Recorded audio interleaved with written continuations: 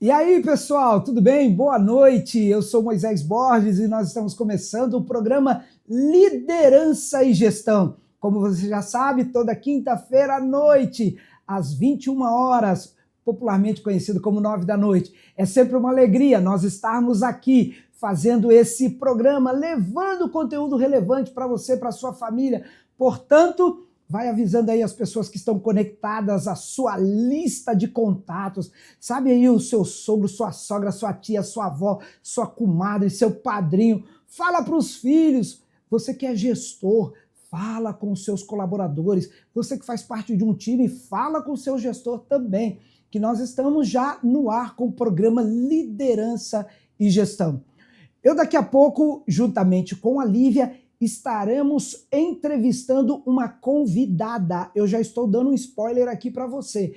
Mas antes, porém, quero mandar um abraço especial para o Jonatas Randall. Randall, muito obrigado pela generosidade do seu coração, porque o projeto que nós desenvolvemos aqui a cada quinta-feira, juntamente com a nossa audiência, é porque você, primeiramente Deus, e segundo, porque você permite nós estarmos aqui fazendo parte da família Barueri.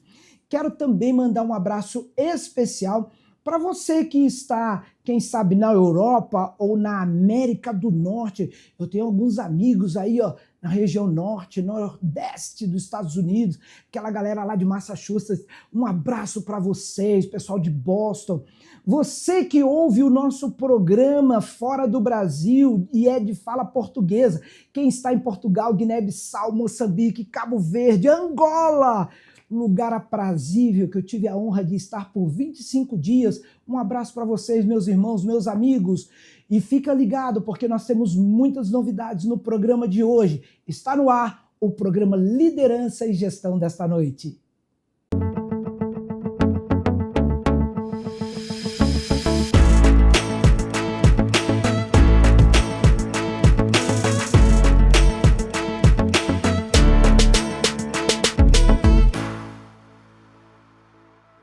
Boa noite, telespectadores da TV Barueri Life. Aqui estamos em mais uma noite de quinta-feira, com você acompanhando o programa Liderança e Gestão. Eu sou a Lívia Racomaro e hoje temos uma convidada muito bacana que vai ser um papo muito legal. Ela é uma doutora, a doutora Simone Neri. Boa noite, muito obrigada. Obrigada pelo convite. Maravilha. Então, vamos conhecer quem é a doutora, conhecer quem foi a Simoninha, pequenininha, a infância dela. Primeiro, onde você nasceu, doutora? De onde você é? De onde você veio? Bom, eu sou paulistana da Gema. Nasci na Beneficência Portuguesa em 1967. Então, tenho quase 60 anos. Já estou quase usando aquele cartãozinho que meu marido já usa com a maior alegria. Eu nasci, sou filha única, meus pais sempre foram muito dedicados, muito empenhados e, graças a Deus, tive uma infância muito boa, uma infância simples, porque não éramos de uma classe alta financeira, mas tive grandes privilégios e logo aos 4 anos descobri que eu queria ser médica. Nossa, que legal! E como que foi? Tão novinha, como que foi essa descoberta? Então, eu tinha uma das pessoas da minha família que estava doente, que era o meu avô, e infelizmente ele veio a falecer e isso impactou muito. Eu pensei, eu quero ser médica para salvar vidas. Então, a partir dos 4 anos, eu lembro muito bem esse dia, meu avô doente, e eu ali conversando com ele, querendo saber como ele estava, eu tomei a decisão na minha vida e nunca pensei em outra possibilidade. Nossa, que lindo! Então foi um amor de infância, né? De ser realmente medicina por amor e... Na verdade, eu acho que foi um propósito de Deus na minha vida. Sim. Eu acho que Deus já tinha preparado isso para mim antes mesmo de nascer. E eu creio que esse chamado veio e foi se concretizando no decorrer da vida. Então, para mim, cuidar de pessoas é uma missão. Eu amo cuidar de pessoas, então eu amo cuidar em qualquer área, em qualquer... não só na área médica, é ser cuidadosa mesmo, zelosa com as pessoas. Nossa, que bacana, e é muito importante. Mas como que foi na sua época de escola? A gente sempre faz essa pergunta para saber como que você era na escola. Você era aquela pessoa que sentava na frente, no meio, no fundo? Pela minha altura, eu não conseguia sentar na frente, eu era a mais alta da turma, né? Hoje em dia a juventude está crescendo mais, né? E a gente está vendo que mudou um pouco o perfil, mas na minha altura, eu tenho hoje 1,70, mas eu, aos 6 aninhos, eu era a maior da classe. Então eu sentava atrás. E eu não enxergava nada, e era um drama, né? Até que descobri que eu precisava usar óculos, então desde pequenininha eu usei óculos. Eu era uma criança gordinha, então eu sofri todos os tipos de bullying, da gordinha, de óculos, CDF. Eu era uma pessoa muito dedicada, mas nada disso impactou na minha vida, a não ser ter um olhar para o acolhimento. Porque quando você passa por uma dor, você tem um olhar para a dor do outro. Então, eu acho que a minha infância foi muito boa, e eu vivi muitas coisas, não foi tão simples, mas eu sempre me dediquei muito a estudar. Eu adoro estudar, então, para mim foi uma coisa tranquila, a escola, a época de lição, de tarefa, sempre foi muito gostoso. Ah, então você gostava. Eu te entendo essa parte do alto, eu também sempre tive que sentar no fundo, mas eu era míope, ainda sou, então... Ou quando eu sentava na frente, era, gente, abaixa a cabeça, então... O bullying por ser alta, bullying por ser gordinha, por usar óculos, né? Todo mundo sofre. Só que naquela época não chamava bullying, né? Naquela época era, tá tirando sarro, menina, se defende. Então, você tinha que aprender a se defender, né? Você tinha que ir lá se virar. Mas que legal, na época da escola. E uma dúvida, você falou que é filha única, né? Como que era você, como era a sua parte de amizades, porque eu, por exemplo, tenho irmãs, então eu sempre cresci com a minha irmã, tudo. Como que era para você essa parte da sua família, de ter amigos, como que era? Olha, eu sempre fui uma pessoa tímida, na infância eu fui muito tímida, então eu tinha aqueles amiguinhos, aquelas meninas, e por eu estudar sempre escola só de mulher, antigamente existia isso, né? Eu acho que eu era mais tímida ainda por conta de só ter contato com meninas. Eu estudei no Colégio Sagrado Coração de Jesus, uma escola no bairro da Pompeia, muito boa, mas tinha essa restrição, então eu era muito tímida. E tinha as minhas amiguinhas que eram do meu estilo, que eram estudiosas, então a gente tinha a nossa turminha. E eu posso dizer assim, eu fui muito feliz. Mas na adolescência foi melhor, porque aí eu comecei a me soltar para o mundo, comecei a querer ter turmas, e eu tinha muita amizade num clube. Eu gostava muito, meu bairro ali era o bairro onde tinha o Palmeiras, né? Hoje o Parque Antártica, né? E então eu fiz muitas amizades, aí eu comecei a me soltar. Então a transição foi para um momento melhor, eu acredito. Sim, mas que bacana. Eu sempre converso e vejo, normalmente quando... Você é bem extrovertida de falar com câmera, pelo jeito que você falou que gosta e tudo mais. Sempre foi assim, era tímida na infância e depois, na adolescência, se solta. É verdade, eu tenho um segredinho, né? Eu sou atriz. Que legal! Sou atriz profissional. Durante a minha faculdade, eu sempre amei muito me relacionar. E aí, terminei a faculdade, eu sei que a gente vai chegar lá, mas eu terminei a faculdade e eu acabei trabalhando com assessoria de imprensa, isso... há 30 e quase 35 anos atrás, e me convidaram para ir para um programa ser jurada, e aí eu gostei, acabei fazendo teatro, tirei DRT, então eu tenho essa facilidade porque eu tenho vivência, né? Fiz teatro, escrevi espetáculos. Nossa, mas vamos voltar lá para a adolescência, senão eu pulo as etapas. Não, mas que bacana, que legal. Mas e aí, como que foi você falou da transição para a adolescência, né? Que foi provavelmente do 9º ano para o ensino médio. E como que foi? Porque até o final do seu ensino médio, do colegial, você estudou com um colégio só com mulheres, né? E como que foi essa transição do ensino médio, do colegial, para a vida adulta? Foi meio impactante para você de ver como que é a correria, de trabalhar, fazer cursinho, ir para a faculdade? Como que foi?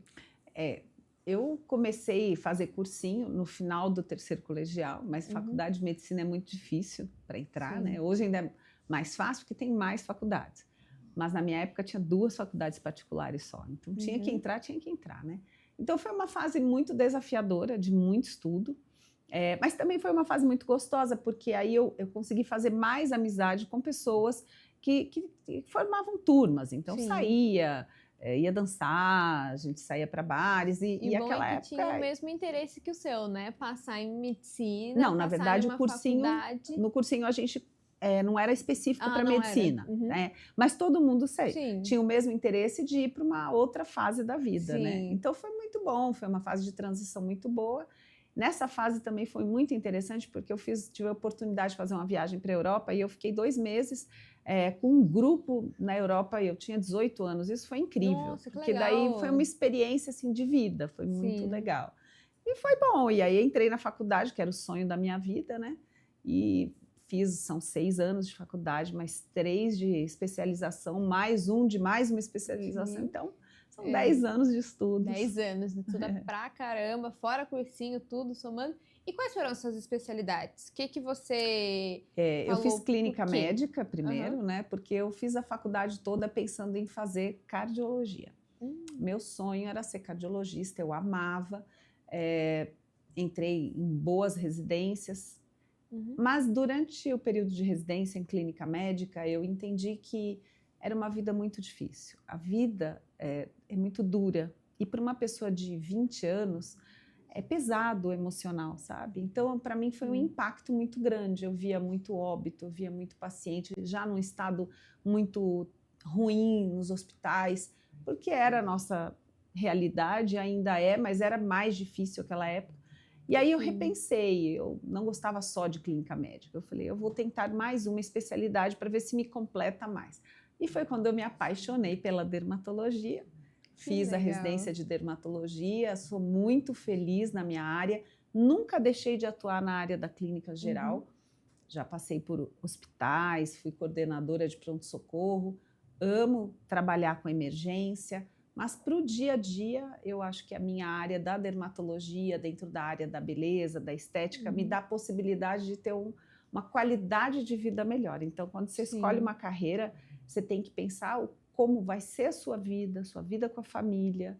Então, por isso, eu optei por uma especialidade que me deixasse mais leve. Que legal. E a dermatologia foi alguma coisa que você estudou? Foi por indicação? Como você descobriu essa área? Na verdade, eu acho que muito teve a ver com a minha mãe. Minha mãe, ela foi uma grande gerente de vendas de uma empresa de cosméticos que, na época, empresa chamada Avon, era uma referência há 50 anos atrás. Então, minha mãe fazia muitos eventos com mulheres, trabalhava com beleza, com maquiagem, e eu ficava fascinada de ver minha mãe naquela energia, com aquela mulherada.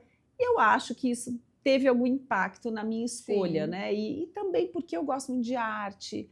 Eu acho que a dermatologia, ela tem muito a ver com o artista, né? Porque quando você faz um procedimento, você tem que ter essa visão artística do que você está fazendo, para que você faça bem feito, para que fique bonito, né? Sim. Então, eu acho que teve um pouco de cada lado. E como que foi o seu primeiro emprego, o seu primeiro trabalho? Foi direto na medicina ou você acabou entrando em algum outro trabalho para conseguir dinheiro primeiro? Como que foi? Não, graças a Deus, meu pai, nessa fase da vida, meus pais tinham condições boas. Eu comecei a trabalhar aos 32 anos. Você fala isso e fala assim, meu Deus, né? Mas é porque a medicina te toma muito tempo. Você não tem como trabalhar, a não ser dentro dos hospitais, estudando. Então, eu terminei as 2 especializações e aí sim é que eu fui trabalhar. Então, logo em seguida, mas logo que eu acabei a faculdade, antes de entrar na residência, eu fui trabalhar num posto de saúde, numa UBS. Mas em seguida já consegui a vaga, então eu não fiquei. Então, eu trabalhei muito nas comunidades, eu trabalhei no extremo da Zona Sul, extremo da Zona Leste. São Paulo foi o meu maior lugar de atuação como cidade. Nessa primeira fase da vida, porque a minha faculdade é na Zona Sul, eu fiz Unisa, né? Na época chamava OSEC, e um curso excelente, professores sensacionais, e eu tive muitas possibilidades ali na região da Zona Sul, né? Jardim Ângela, fiz muitos trabalhos lá. Depois eu fui para uma área um pouco mais nobre, porque dentro da dermatologia você tinha acesso a outro tipo de clínica, então fui trabalhar em Moema, fui trabalhar na Groenlândia, montei meu primeiro consultório na Rua Groenlândia, que é uma referência em clínicas de alto padrão, E ali foi que eu tive, então, assessoria de imprensa e começou uma nova história na minha vida, não só dentro da área médica, mas em outra área também, na área de comunicação. Que legal. E vamos voltar, não sei se a gente vai voltar, vou antecipar, o teatro. O que foi o teatro na nossa vida, que você tinha comentado um pouco com a gente? Nos Quando bastidores eu estava surgiu? contando para você que eu já trabalhei com arte, com comunicação. Então, quando eu estava no primeiro ano de recém-formada, eu tive a oportunidade de ter uma assessoria de imprensa. E eram pessoas incríveis, que inclusive trabalham comigo até hoje. E ela me colocou em várias TVs, em espaços, e eu tive a oportunidade de ser jurada de um programa. E eu me apaixonei, eu falei, eu amo medicina, mas eu também adoro fazer televisão. E aí eu comecei a fazer teatro, fiz 2 anos de teatro, tirei DRT, sou atriz profissional. Que legal, nossa, que bacana. Isso é uma coisa que quando a gente até fala no programa, né, principalmente um programa de liderança, de gestão, você que é jovem, ou mesmo aproveita, vai fazer o que você gosta também, né? De explorar as suas qualidades, os seus talentos. Por exemplo, você fala que você está fazendo medicina, você vai para o teatro, é distinto, mas são 2 coisas que você tinha, que você gostava, que se complementam, exato, inclusive. É verdade. Então, se você fica até uma dica para você, se você gosta de alguma área, quer explorar, explora, faz algum curso livre, vê como que é, fala com os profissionais. Provavelmente deve ter muito jovem que fala com você que quer fazer medicina, que pergunta, fala, a medicina realmente é desse jeito? Então, fala com os profissionais, procura, vê como que é, tudo mais. Doutora, no próximo bloco a gente vai falar sobre como que você está hoje, onde é a sua clínica, como que você chegou até a sua clínica, o que que você faz, quais são os procedimentos. Mas antes de acabar esse bloco, a gente vai com a nossa dica de social media do dia. Quero falar com vocês hoje sobre pós-venda. Você, na sua clínica, que a gente está falando aqui de medicina, na sua loja, na sua empresa, você tem pós-venda? E eu não estou falando do pós-venda de você só mandar mensagem para o cliente, e aí, gostou do produto? Como que foi? Não. Vai ter um pós-venda para você fazer uma análise do que você deve continuar e do que você deve tirar do seu atendimento, dos seus serviços, como que você deve prosseguir depois de cada atendimento que você faz, de cada venda que você realiza. Uma das principais orientações que eu dou para os meus clientes é: monte um formulário e mande para os seus clientes depois do serviço prestado, depois do produto entregue, e com isso você vai crescer muito mais. Porque é muito mais fácil as pessoas de fora ver o que está acontecendo com uma visão ampla, com um ângulo amplo, de eu preferi isso aqui eu achei que deveria mudar. Com isso você consegue crescer muito mais, atender muito mais públicos, que você abrange muito mais, consegue abranger muito mais as pessoas e ainda crescer essa empresa. Então essa é a dica de hoje. Se você quer saber mais sobre social media, sobre marketing, entre em contato comigo lá no Instagram, que é criando_e.inovando. Só me mandar uma mensagem lá, que eu te respondo e a gente vai conversando sobre isso. Então é isso, fica aí, não sai daí, que daqui a pouco entra o próximo bloco.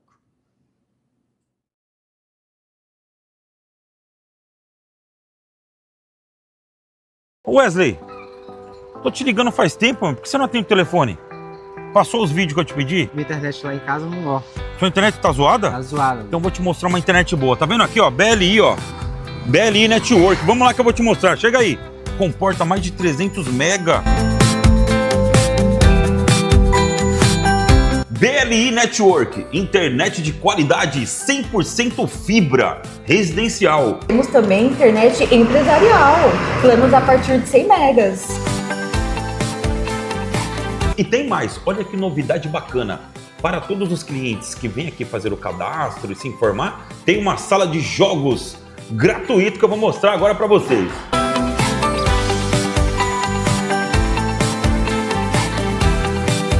É isso aí, pessoal. Olha que bacana aqui para os clientes, hein? Você tirar uma onda. E é o seguinte, acima de 300 megas, você tem direito a um aplicativo que você assiste filmes e séries. É muito bacana. BLI Network, galera. Segue no Instagram aí. Ixi, saí da pista, velho. Viu aí, Wesley? Agora você entendeu? Gostou? Sensacional, vou até contratar. Estamos de volta com o programa Liderança e Gestão. E hoje nós estamos com uma convidada especial. Você já assistiu aí no primeiro bloco o bate-papo da Lívia com a doutora Simone Neri, que vem de Osasco, região metropolitana aqui de São Paulo, mas é claro que nós estamos para todo o Brasil, para todo mundo, na rede mundial de computadores. Antes de nós continuarmos aqui o programa Liderança e Gestão de hoje, com a pauta com a doutora Simone, eu quero que você preste atenção aí num recado da nossa colunista, doutora Edilene Cristina, vai falar um pouquinho sobre tributação. Presta atenção nesse recado. Só para a gente ter assim, uma clareza de momentos da ação profissional. Seu sonho era entregar o processo por completo, certo? Perfeito. O início, qual é a necessidade inicial do cliente? Que ele fala assim, eu preciso dessa assessoria, eu preciso dessa consultoria. Qual era a dor do cliente nesse momento? O que acontece? Na área fiscal, contábil, a gente termina lá um mandado de segurança, um exemplo. Estamos discutindo uma tese. Eu vou falar, vamos supor, exclusão do ICMS na base PIS e COFINS, que foi chamada tese do século. Terminou, o que eu preciso? Eu preciso rever todos os cálculos da contabilidade.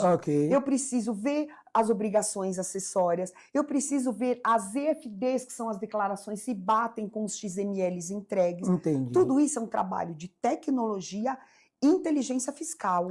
Isso somado também a um acompanhamento contábil. Somado a um acompanhamento contábil, fiscal, contábil e tributário. Legal. E aí, doutor, quando você vem com a sua equipe e assume as demandas daquele cliente, você faz uma análise em loco, já recebe tudo digital? Como é que é feito isso? Hoje, a gente recebe tudo digital. Muito embora, para eu analisar, vamos supor, uma tomada de crédito de PIS e COFINS, porque muitas vezes o empresário só olha a sua saída. Claro, Sim. A sua saída é o que ele está recebendo de caixa, ele olha o PIS e COFINS, mas ele não olha a sua entrada, ele não olha o processo fabril.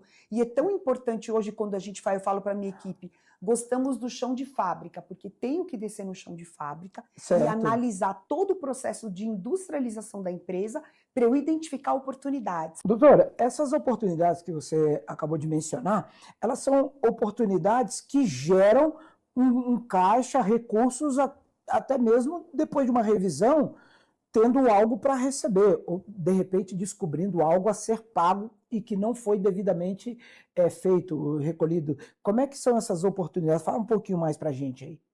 É isso mesmo. A gente olhando o processo fabril, no caso que a gente está dando exemplo de um chão de fábrica, a gente olha, quando vai no chão de fábrica, a gente vê a tomada de crédito, porque hoje a gente tem o PIS e COFINS não cumulativo, que para empresas de lucro real. Ele não sendo não cumulativo, a empresa toma o crédito de toda essa operação e na saída dele, no débito dele, ele paga só o net. Ele se credita do PIS e COFINS e na saída ele se debita do PIS e COFINS, pagando só a diferença desse débito e crédito, que é o que veio, já pegando o gancho, da reforma tributária. Ela veio ser não cumulatividade ampla.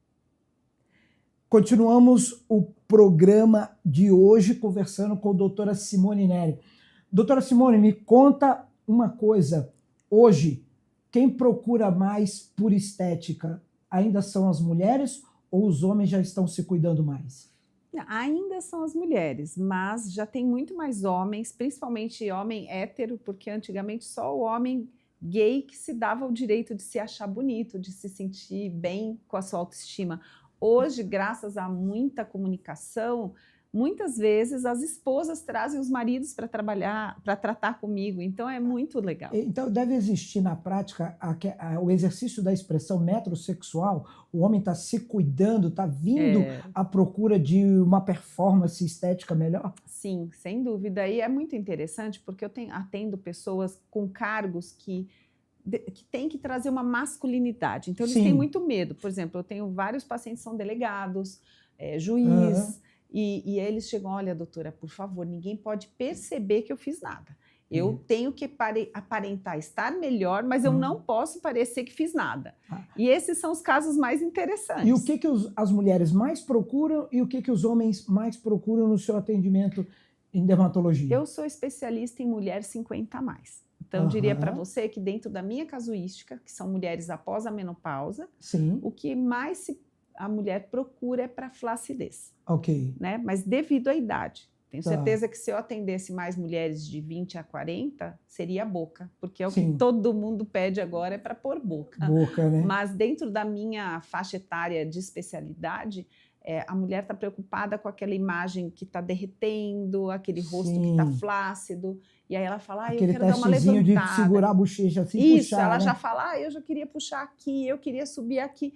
Então, é basicamente o sinal da flacidez, né? Legal. E os homens, no caso dos homens, o que assim? Tirar a expressão de bravo e de cansado. Eles não dizem de ruga ou de flacidez. Eles falam assim, eu não tô bravo, mas estão achando que eu tô bravo. Eu não tô cansado, mas me perguntam se eu tô cansado. Então, é uma maneira de dizer que também deu uma desabada, né? Ok. Com certeza. É uma linguagem masculina para isso, né? E aí, doutora, quando é feito esse devido acompanhamento, hoje a medicina estética, a medicina dermatológica, ela faz que tipo de tratamentos são os mais indicados? Porque a gente ouve também diversas coisas no mercado. Com certeza, tem de tudo, né? Tem desde uma pílula até um preenchimento com aquilo que eles chamam de botox também para tudo, né? Como é que é feito aí? O que é mais indicado? O mais importante, eu acho que o diferencial do médico que faz esse planejamento é entender o envelhecimento individual de cada paciente. Legal. Então, dentro de um cenário onde o paciente está envelhecendo bem, ele não teve nenhuma doença, não perdeu muito peso, ele teve um envelhecimento natural, as perdas maiores são colágeno.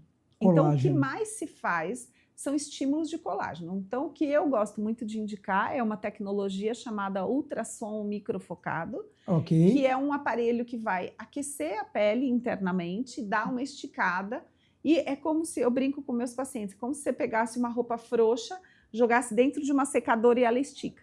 Então, é base térmica, né? Que no caso eu uso Ultraformer. Então, ele dá um resultado muito natural, ele não é invasivo, e ele estimula colágeno. Então, esse é o top, é o que a maioria das empresas, das clínicas oferecem, porque dá muito bom resultado.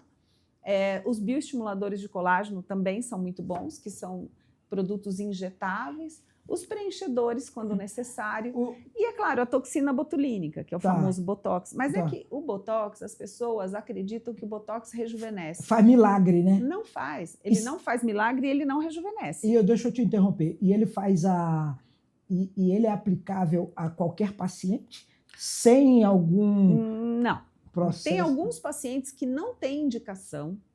A pessoa, às vezes, não é uma pessoa expressiva, não vale a pena. Como tem pacientes com doenças que não têm uma boa aceitação para a toxina, né? Doenças neurológicas. Existem alguns casos contraindicados. Então, o tratamento estético, infelizmente, hoje em dia, foi banalizado, né? Existe um comércio, e esse comércio faz com que os bons profissionais fiquem escondidos atrás. Porque, por exemplo, eu não faço antes e depois na minha rede social. Eu não coloco um paciente com bom resultado para impressionar um cliente futuro. Já profissionais que não têm ética colocam casos absurdos de antes e depois. Extremos, que exagerados. Às vezes nem é verdade. Né? Então, eu acho que a estética hoje, infelizmente, está banalizada. A gente precisa levar para o lado sério de novo. Deixa eu te falar assim, reações adversas. Isso acontece frequentemente na sua área e não necessariamente na medicina ou no consultório, mas muitas empresas, muitas pessoas que trabalham com estética, frequentemente têm notícias de algo que deu errado. É claro que nós temos aí uma subnotificação, que deve ser muito mais, mas como é que se trata disso em relação ao paciente? Então, os eventos adversos, eles podem acontecer para qualquer profissional. Sim, com certeza. Qualificado, por isso até mesmo antes de iniciar um procedimento, o profissional explica muito bem quais são os riscos e se ocorrer um evento adverso, como a gente vai sair desse evento. ponto. Tá. Os bons profissionais podem ter eventos adversos. Qual é a grande diferença? Profissional desqualificado, que não sabe o que está fazendo, que não indicou bem o procedimento, não sabe executar e muito menos sabe sair dos eventos adversos. Então, Legal. por exemplo, se eu tenho um caso, eu faço um preenchimento e eu percebo que eu peguei uma artéria e isso pode evoluir mal, eu posso, naquele mesmo momento, diluir aquele produto e nada acontece. Sim, Enquanto sim. que um profissional E que não conter, tem... e conter também essa... Pronto, e sangramento. você resolve esse problema.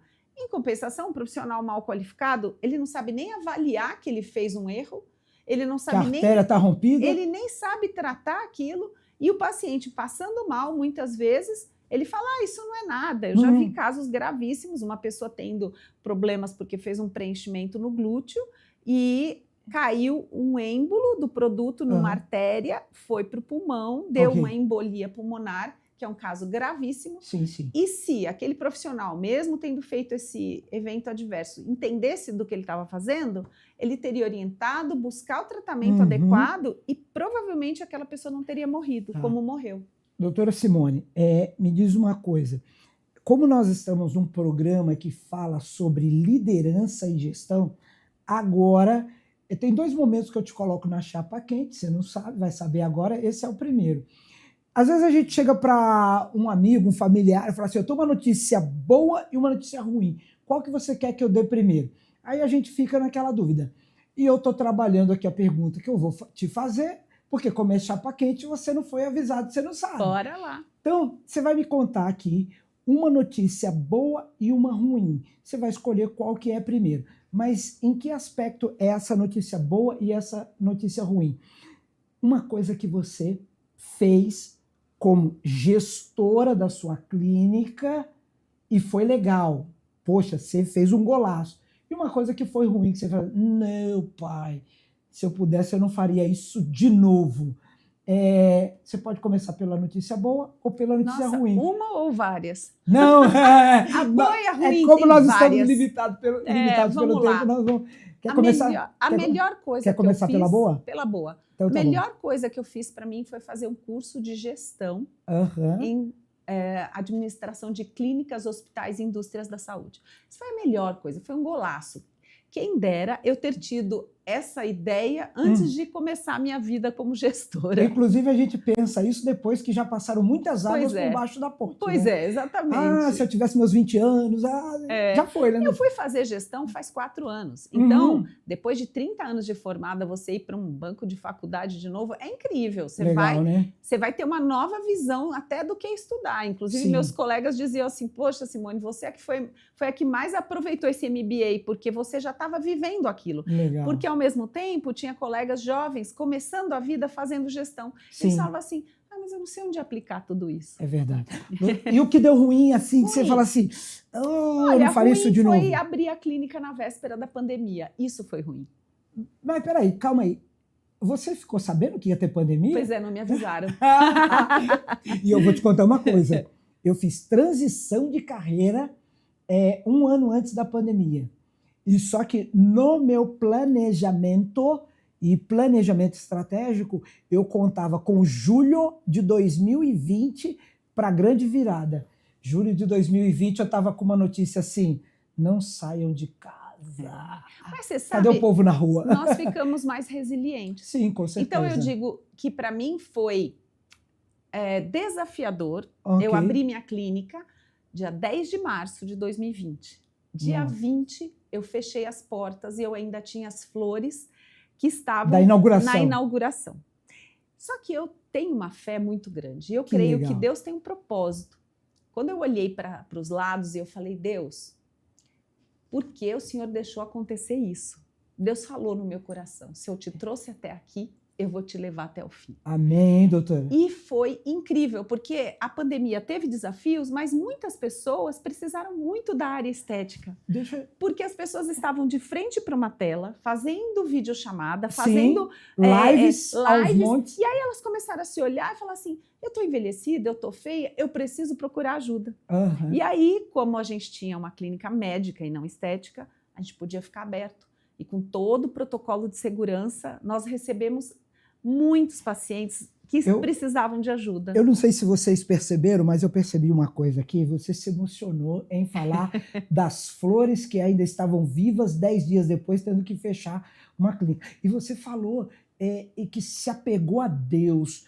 Sem dúvida. A fé é algo importante na sua vida? É fundamental. Porque eu te vi esses dias num lugar e parecia que você estava ministrando. Você ministra também, doutora? Olha, eu estou me preparando. É, Eu estou legal. começando a buscar essa vida de ministério, né? Eu Sim, sou batizada, eu sou evangélica, eu sou cristã. sim. Eu sou batizada há 25 anos. Ok. Sempre tive uma vida com Deus desde a infância. Minha família era católica, uma parte da família de Uhum. Umbanda, uma parte espírita. Então, assim, eu não sou uma pessoa que tem preconceito. Muito pelo contrário. Sim, Eu acho claro. que Cristo veio para abraçar aqueles que precisavam de amor. Com certeza. Então, para mim, não tem diferença. Porém, eu tenho a minha verdade, e a minha verdade é o meu Deus maravilhoso. Que bom, que bom. Doutora, e com essa sua verdade, com esse Deus maravilhoso, nasceu um projeto que é o Instituto Simone Neri, né? A casa é Casa Neri. Casa Neri. Instituto Casa Neri. E como é que vem essa ideia? De onde vem a Casa Neri? Bom, a Casa Neri Espera aí nasce- só um pouquinho, para, ela não sabe, mas aqui a gente dá uma de João Kleber e a gente fala, para. Ela vai contar como vem, como surgiu, como nasceu esse propósito de servir pessoas que estão, que talvez não tenham tanto acesso àquilo que a vida e seu desejo, sua vontade, seu sonho possibilitou que ela realizasse na vida profissional. Hoje ela tem também essa oportunidade de facilitar, de atender pessoas necessitadas. Não sai daí, nós voltamos daqui a pouco, depois do intervalo.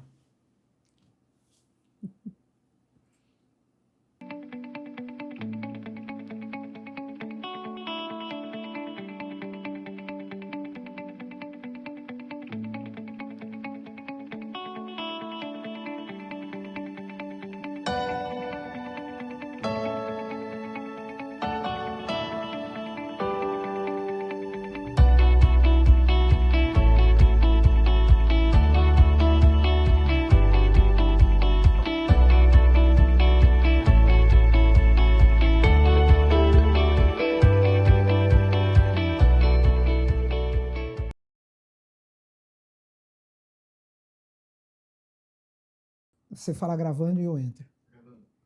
Estamos de volta com o programa Liderança e Gestão. Hoje está comigo aqui, a doutora Simone Neri. Você já ouviu no primeiro bloco o bate-papo dela com a Lívia. No segundo, nós continuamos conversando com a doutora Simone. Só que tem uma coisa aqui, gente, impressionante.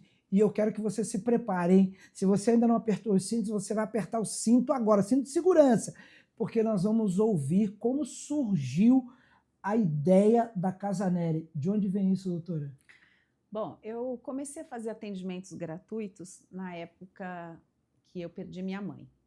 Minha mãe morreu de Covid e, para mim, foi algo assim devastador, porque ela era minha amiga, ela era a gerente da minha clínica. Então, foi uma perda tão grande que eu tinha que buscar algo que me desse uma sensação de felicidade. Então, eu tive que ressignificar minha vida. Legal. E aí eu comecei a fazer alguns atendimentos e busquei a Secretaria da Saúde de Osasco e me ofereci para fazer um voluntariado para um determinado tema, que é o câncer de pele, né, dentro da minha área. Mas a ideia no momento era para você resolver pessoalmente o seu luto? Exatamente, foi para superar o meu luto. Ok. E aí, no primeiro ano, nós fizemos uma campanha tirando da lista de espera mais de 2.000 pessoas que tinham suspeita de câncer. Porque a unidade básica de saúde, né, o sistema de saúde básico, ele não tem a competência de fechar um diagnóstico como esse. Mas levantavam suspeita. E aí, quando você começa, esses atendimentos se tornam quantos por semana, por exemplo? Não, mas aí foi assim, foi justamente a campanha do Dezembro Laranja. Então, nós pegamos a lista de pessoas que tinham o Código Internacional da Doença, que é o CID, de suspeita de câncer. Fizemos um chamamento, eu digo porque a equipe da saúde básica me ajudou. Fizemos a triagem e naquele período do mês de dezembro eu atendi por volta de 400 pessoas para avaliar se tinha ou não tinha suspeita de câncer. Só que lá na lista o CID já indicava 2.000 pessoas, mas aí eu pessoas. já fiz a triagem, os que não eram suspeitos já foram avisados, então já tiraram aquele medo e aquela Já angústia. conseguiram atravessar o ano aliviados, né? Exatamente. Aí, dos casos suspeitos que eu avaliei, casos que eram para confirmação, eu fiz biópsia, e os casos que vieram confirmados, eu fiz cirurgia. Legal. Casos mais complexos, a gente mandou para as unidades de referência. Então, naquele primeiro ano, nós tivemos mais ou menos 2.000 pessoas envolvidas, que foram atendidas e resolvidas. Outras liberadas já no primeiro momento. Exatamente. Daí, naquele ano, eu estava trabalhando ainda na clínica, não comecei o projeto do voluntariado regularmente. Foi como o primeiro... instituição, né? Isso. Aí, no segundo ano, dezembro do ano seguinte, usando também o Dezembro Laranja, que é o mês de combate ao câncer de pele, fiz uma nova abordagem. Eu chamei a diretoria das unidades básicas de saúde e falei, olha, eu me acho competente para fazer um treinamento para os agentes comunitários de saúde, porque não são eles que vão nas casas das pessoas, então eles vão, com o olhar do dermatologista, fazer o rastreio na cidade. Legal. Aí a gente fez isso, foi um sucesso. Quando você diz cidade, em Osasco... Cidade de Osasco, que é aqui eu trabalho e aqui eu região vivo. metropolitana de São Paulo, ok. Isso. E aí, então, nós fizemos esse treinamento, eles triaram casos da cidade, trouxeram para mim, e aí eu biopsiei e operei. Aí eu já aumentei a estratégia, foi novembro, dezembro e janeiro, para a gente conseguir fazer tudo isso. Trabalhar com mais segurança e com um pouco mais de tempo. Para ter até mais pessoas atendidas. No ano seguinte, eu fiz uma oferta para a Policlínica, lá para a Secretaria da Saúde, de fazer um ambulatório mensal. E aí eu comecei a ir todo mês fazer o atendimento, e aí a gente continuou com os agentes comunitários e fizemos atendimento. Bom, nesses 4 anos, eu operei 423 pessoas, fiz o tratamento completo. Em 4 anos, 423? Cirurgia, atendimento, mais de 2.000 pessoas. Isso, uma média de aproximadamente 105 pessoas por ano. Nas minhas contas. Provavelmente foi isso mesmo. Que legal. Você fez a e diferença, aí, então, na vida de 105 pessoas. E aí, essas pessoas... a partir do momento no começo de 24, que eu fui convidada para ser candidata a vereadora. E como é que aí veio? Então, mas tem tudo a ver com Você foi lá na secretaria e tal. Eu já tinha um bom relacionamento com a Secretaria da Saúde. Isso. E aí eu acho que... Aí veio o desafio... Por conta disso... De atender a população de forma mais abrangente. Eu nunca pensei em ser política. Até os meus quase 60 anos, eu nunca tinha pensado nisso. Mas quando veio o convite, eu pensei, puxa vida, se eu já ajudo tanta gente sendo a médica, imagina se eu puder ajudar na organização de uma cidade em vários setores. Claro que aí não é só na saúde, né? Mas eu já tenho o olhar técnico da saúde, eu tenho gestão, tenho clínica, então eu tenho essa competência. E aí foi muito interessante, só que aí eu tive que me retirar da policlínica, né? Só um pouquinho, doutora. Você chegou a montar a Casa Nery antes ou foi depois? A Casa Nery nasceu de tudo isso, né? A Casa Nery, ela é um bebê, ela nasceu dia 25 de janeiro deste ano. De 2025. Inclusive no dia do meu aniversário. 25 de janeiro? 25 de janeiro. Nossa, você deve ser uma pessoa boníssima, porque eu sou do dia 30 de janeiro. Eu me sinto um cara aquariano. muito legal. Sim. Eu não acredito muito em aquário, essas coisas, mas eu acho que... Não sei, eu acho que dentro de tudo isso que eu planejei, foi um processo. A Casa Nery nasceu porque nasceu toda uma história da Simone Nery antes disso, né? Claro, então, o luto, a mulher, a profissional, a voluntária que perde a mãe, a pessoa que perde a mãe. Porque, inclusive, a minha mãe era uma pessoa do voluntariado. Sim. Então, ela tinha isso como uma filosofia de vida. E você não acha que você começou assim tardiamente? É que você vai colocando a cronologia, aí você fala também de idade, assim, sem preconceito nenhum, mas está tudo certo. Você acha que começou no momento certo, que você estava preparada, ou você começou tardiamente no voluntariado? Eu acho que Deus prepara a gente. Quando Deus escolheu Davi para ser rei, ele era só um pastor de ovelhas. E não foi no dia seguinte que ele se tornou rei. Ele foi preparado. Eu vou te contar agora uma outra coisa de preparo, e eu gostei desse gancho. E olha que você me cutucou. Às vezes a gente passa umas dificuldades na vida, umas situações, e a gente quer resolver de uma hora para outra, não é verdade? É verdade. Doutora, lembra de José, quando estava lá na prisão, acusado injustamente pela esposa de Potifar. Sim. E aí acontece o seguinte, ele revela o sonho do padeiro-chefe e do copeiro, que um ia morrer e o outro ia voltar para o seu posto. Aí ele fala assim, já que você vai ser liberado, lembra de mim quando estiver lá. E ele é esquecido. Sabe, doutora, a Bíblia diz por 2 anos. Sim, porque não era a hora dele ser lembrado. Deus tinha tudo devidamente cronometrado para a hora certa. É verdade, é emocionante, né? É. Quando a gente tem esse entendimento, as dificuldades se tornam pontos positivos para a gente superar. Uhum. Me diga uma coisa, nessa ida para a vida pública, como é que foi a sua experiência? Foi candidata a vereadora na cidade? Exatamente. Curtiu de estar andando, fazendo campanha? O que te marcou mais numa campanha política, já que foi a sua primeira vez? O que mais me marcou foi que, por conta de eu ser uma pessoa primeira vez saindo, eu não tinha quase verba, eu fiz a minha campanha no chão. Sim. Então eu saí construiu a casa do início. Eu saí com a bandeira. Meu pai tem 80 anos, uma pessoa super ativa, atlética. Ele levantou bandeira. Meu marido, a gente andou naquela avenida Autonomistas com bandeira. Ele, meu marido, minhas amigas, minha assessora, são pessoas que estavam comigo. Mas assim, você fala, vamos mandar um abraço para os meninos? Já olha para a sua câmera aqui e manda um abraço para o seu pai e para o seu marido, porque aí já representa todo mundo que te ajudou na campanha. Meu marido, que me ajuda todos os dias, inclusive está correndo atrás de coisas para Casa Nery. Abraço, beijo para você. E meu pai, né, que é a minha inspiração, que é o amor da minha vida. E minha filha maravilhosa, que é um outro capítulo para a gente conversar. E é o seguinte, vai ter pauta para um outro programa. Sim. Doutor, o que mais te impactou numa campanha, levando em consideração sua responsabilidade com os desfavorecidos? O que mais te impactou no dia a dia, na rua, conversando com as pessoas? Se me emocionou outro assunto, esse me emociona muito mais. Porque eu tive a oportunidade de conhecer pessoas e conhecer lugares que eu nunca teria se eu tivesse em outro momento da minha vida.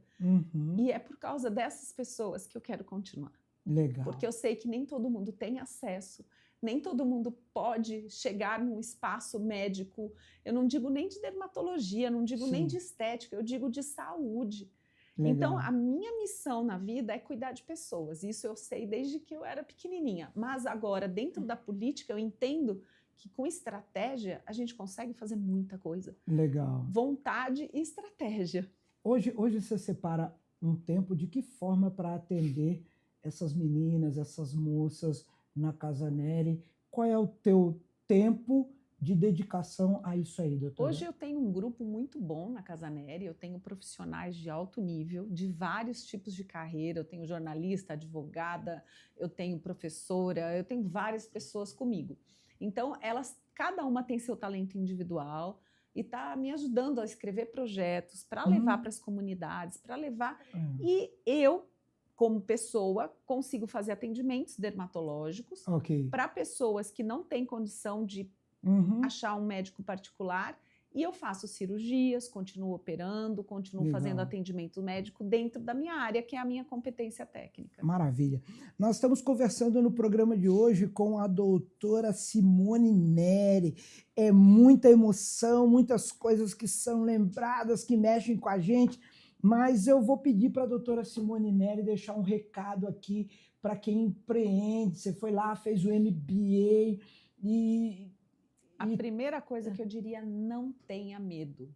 Não tenha medo. Empreender é um desafio, mas vale muito a pena. Porque você conhece pessoas, você agrega valores, é sensacional. Mas eu sempre digo, busque uma formação. Busque cursos. Se você não pode fazer uma faculdade, você pode fazer cursos técnicos. É verdade, tem tantas com certeza. empresas que fazem isso, né? Ou pelo menos busque pessoas que possam te dar conselhos, dicas. Com certeza. Muito bom, muito bom, muito bom. Doutora, nós vamos indo para o finalzinho do nosso programa aqui, colocando o bico do avião já na pista para pousarmos. Mas antes, eu queria que você dissesse para a gente o que te motiva, com tua experiência de vida, com o que a Simone é como pessoa, essa filha de Deus agora que se entrega ao voluntariado e atender muitas pessoas, transformar a vida. O que te motiva? Pode ser uma frase, um pensamento, pode ser um versículo da Bíblia. O que faz a Simone acreditar que ainda vai dar certo? Só espera um pouquinho, que antes eu quero mandar um recado especial aqui, ó. Meus abraços especiais para Joyce Fernandes, Luiz Carlos Canudos, me recebeu esta semana em sua empresa. Um abraço, meu amigo. Quero também agradecer a nossa equipe técnica, hoje capitaneada aqui pelo Aloysio Rocha, da Digital 5. E quero também deixar um abraço especialíssimo para Adriana Vasconcelos, com quem conversei alguns momentos, que representa a assessoria de imprensa da doutora Simone Neri. O Alexandre da Oliveira Calçados, nosso abraço também. E fica agora o nosso recado final. O que te motiva, doutora Simone? Como você falou, pode ser uma frase, né? A fé sem obras é morta. Mostra-me a tua fé sem obras, que eu, pelas minhas obras, te mostrarei a minha fé. Maravilha. Amor é isso, você tem que agir, você tem que pôr a mão na massa, não adianta só ficar na oração, você tem que agir. Tem que agir. Doutora, eu gosto quando o meu convidado, a minha convidada entra num tema bíblico, que eu deixo à vontade, né? Lembra de Ana, mãe do profeta Samuel? Olha, que ela estava no templo orando e o sacerdote dizia para ela assim, mulher, até quando vai se dar ao vinho? Não, eu estou atribulada. E ele disse para ela, pode descer para sua casa, pode ir para sua casa, que Deus é contigo. E aí a Bíblia diz assim, ó, e Ana se levantou e desceu para sua casa e coabitou com Eucana. Ou seja, não basta só ficar orando, né? Exatamente. Foi para casa namorar e teve 5 filhos. Olha que maravilha. Doutora, mas Ana orou por um filho, mas a nação orou por um profeta. Por um profeta. Então são os propósitos que Deus une. Louvado seja Deus. Amém. Que bom, que bom. Nossa, que bate-papo foi muito rápido. E eu tenho que trazer essa profissional, essa mulher, de novo aqui no programa. Nós tivemos hoje a oportunidade de conversar com a doutora Simone Neri. Como é que a gente te acha nas redes sociais aí? Fala pra gente. Vai aparecer no GC, mas pode falar aqui, doutora. Instituto_Casaneri ou Clínica_Simone Neri ou Legal. Simone_Neri_Dermato. Mas, sinceramente, se jogar Simone Neri no Google, você vai achar tudo. Vai aparecer? Vai achar tudo. Muito bom. Doutora, muito obrigado pela oportunidade de estar aqui conosco, de nós estarmos conversando nessa noite de quinta-feira. E, com certeza, nós estaremos fazendo uma outra pauta, porque foi gostoso e passou rápido, tá bom? Eu agradeço. Muito obrigado pela oportunidade de estar aqui com a gente. Boa noite, obrigada. Valeu. Pessoal, nós vamos encerrando o programa de hoje dizendo para você o seguinte, nós não tentamos falar para você só para cuidar da sua pele ou evitar o câncer de pele. Nós tentamos hoje levar para você conhecimento, informação e também um momento de reflexão e tomada de decisão. Você pode, se você quiser, porque o controle remoto está na sua mão. E eu termino o programa de hoje falando o que sempre falo aqui na despedida. Sejam felizes ou seja feliz, mas com resultados satisfatórios. Tchau, pessoal. Até a próxima semana. Valeu!